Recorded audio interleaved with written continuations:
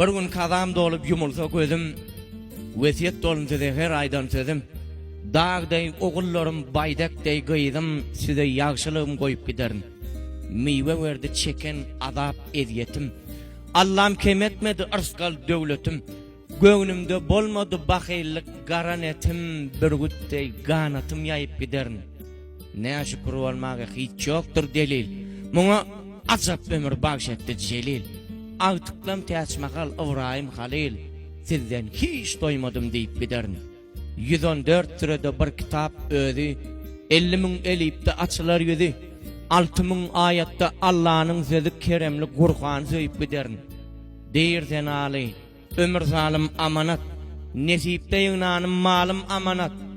Tanrı'a tavşırmalı, canım amanat. İmandan özgötün koyup giderin. Can sağ olun yigitler.